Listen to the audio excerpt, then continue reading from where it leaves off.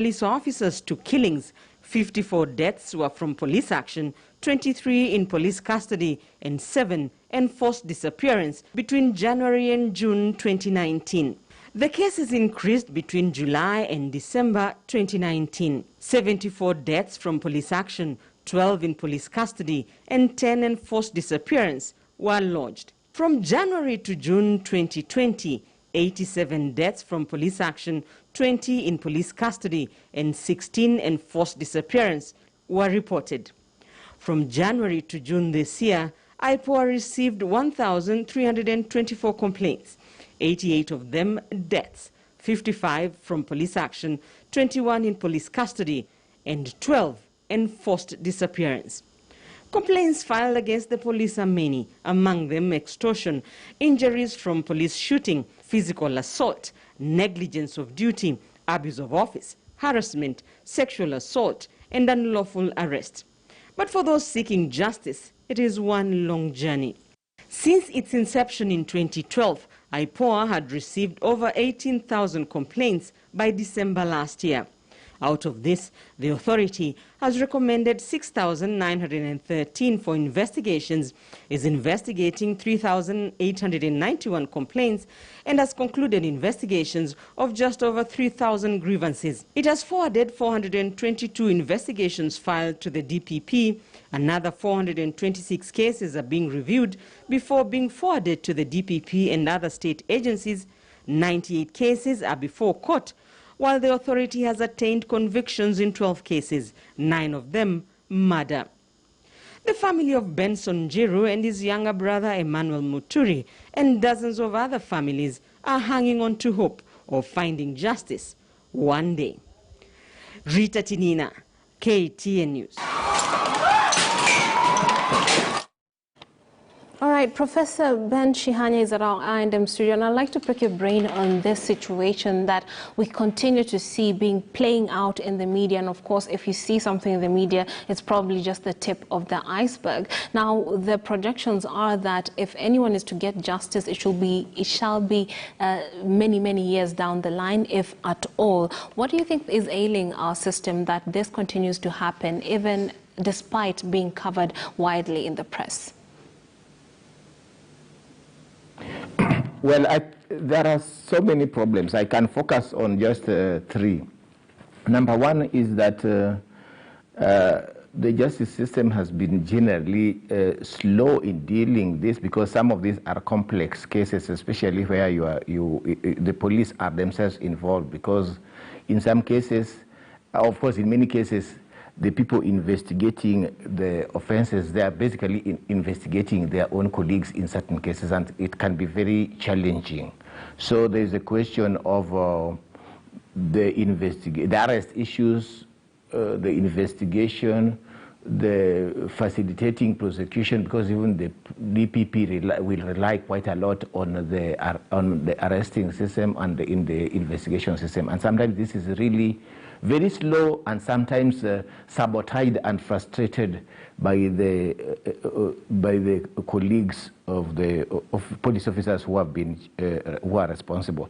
2 is that although we have the 2010 Constitution, which is really strong on human rights approach to justice and to human rights approach to policing, human rights approach to everything that we do, the reality on the ground is that the culture in terms of training and in terms of the daily operations of the police officers has not changed a lot.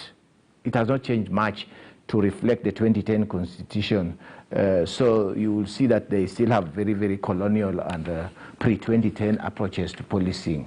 Too much use of force rather than a human rights, a consultative, a participatory, and that gets me to the last issue, which is basically the question of community policing. There's a time before the 2007 post-election violence when community policing was picking up, because there was a need to develop trust between the community and between especially the youth, especially the younger male, the youth in terms of the male youth.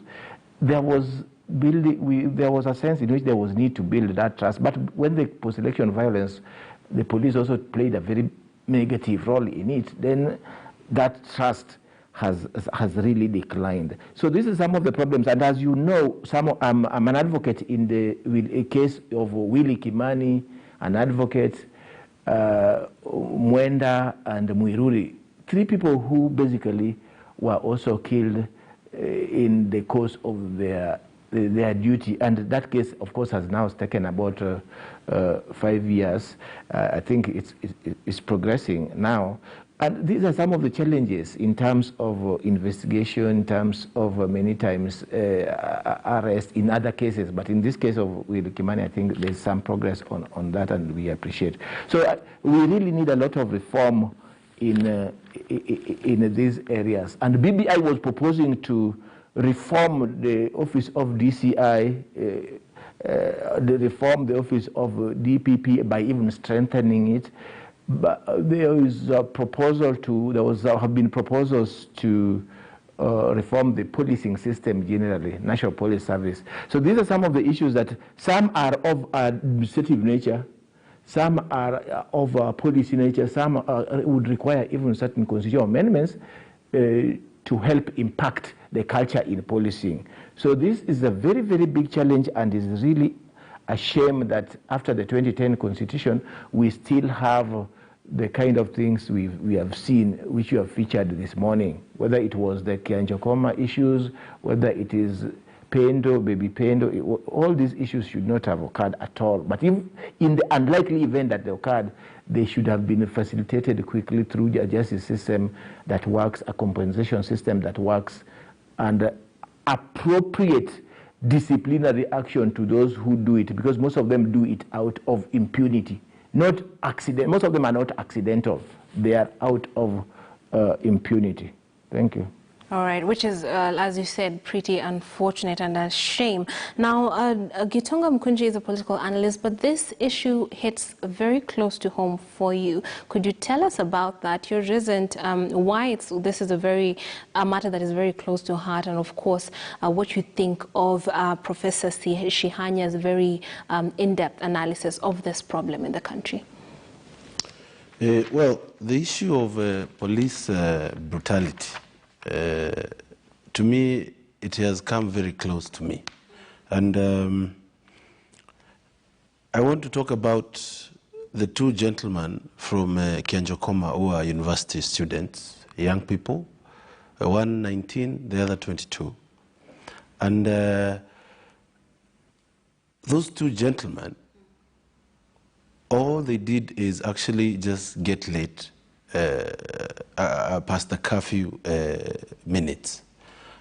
And the reaction of the police officers who are from a station that is very close to my home normally do their rounds in the evenings.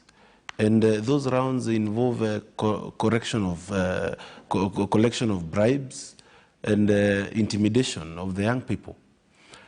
But what really hurt me most is the reaction to that issue when it was known that the 2 boys had died. Yeah. And the people of Kianjokoma and the areas around that area decided to picket and demonstrate. To the shock of many, the reaction of police was to shoot a few more people, whereby 1 person also died, and he was shot during the day in front of everyone, and there was nothing that was happening that was beyond understanding. And I asked myself a lot of questions.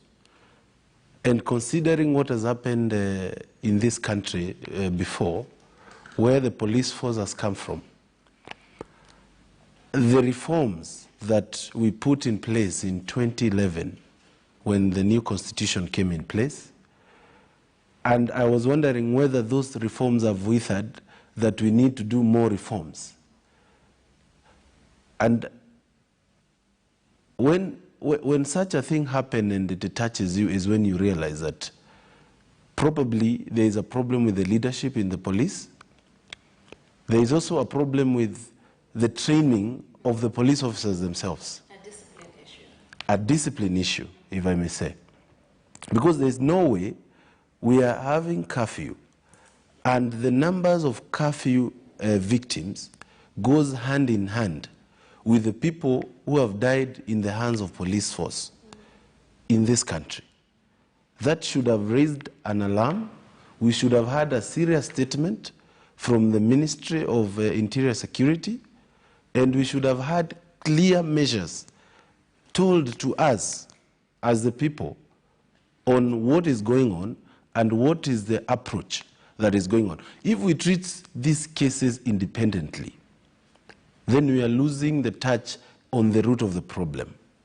Because it looks like it's a problem that has built up, and police officers have been in the forefront of being used badly by either the leaders in place or the people in power.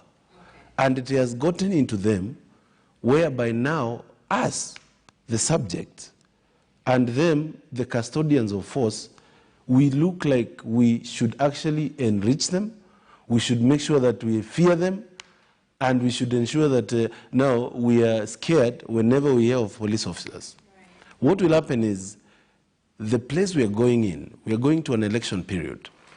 And the situation is that whatever has happened for the last few weeks has really created a bad blood on people with uniform. And what will happen is if somebody is instilling discipline or rule of law and people are thinking he's the enemy, then it will be very hard for police officers to do their job. The situations in the United States where certain communities basically alienate the police because of that broken relationship. Absolutely. Yeah. And I think to add to that, there should be a few more recommendations. But one of the recommendations I would say is that we need to have police body cameras put whenever those guys are going in those patrols. Right. Let us have evidence of camera. And that has happened in many places. Yes. In the US, when you see all this police brutality, it is always shown on the body cameras that the police officers have. We have a lot of money in this country. It's going to corruption. People are stealing COVID, billionaires and all. We should invest in police body cameras so that when police are misbehaving, the case is easier. And why these cases will not go anywhere? Yeah, it could aid actually in getting those convictions because as we had heard in that story by Rita Tin, in the last 6 years, IPOA has attained only 12 in the last 6 years out of 18,000 complaints. And those are the only reported cases? Yes. There are more? Yes. Now, as we conclude this conversation, I'd like Joseph Kioko to contribute to this as well. What do you make of IPOA's performance? Of course, there are some challenges, as Professor has pointed out. What's your analysis of this? I think we should start from the statistics itself. Yes. 16,000 cases 18,000 cases reported, 12 convictions.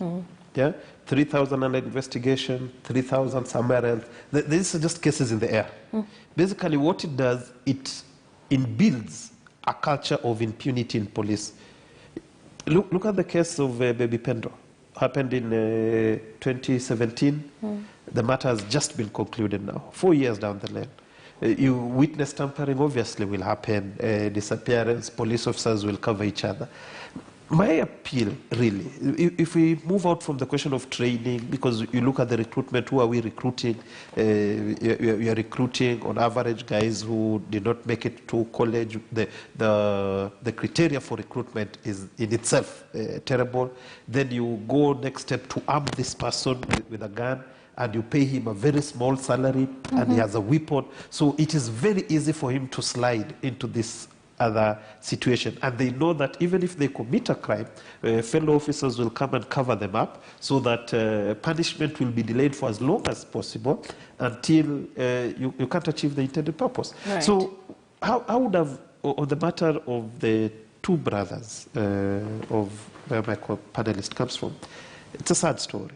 But that would have been used as an opportunity to create a public inquest, not only on these two people, but also the question of extrajudicial killing by police officers. Right. So that we go deeper to understand it. We create mechanism of quick resolution of a crisis of this nature. Because once the police officers know that if you commit an extrajudicial killing or an extrajudicial act of enforcement of law, and you know that in 3 weeks' time this matter will be investigated, completed, you prosecuted, and you jailed, then it will act as a deterrence. But when you treat it like the ordinary other cases that we have, then it becomes hard. Look at the IPOA funding. Right. And the structural, inherent structural deficiencies that IPOA has. When it was constituted then, and there was funding, IPOA would talk and everybody will know that there is a body here that is exercising oversight authority on police. Right. Over time, they are becoming a pale shadow of their former self.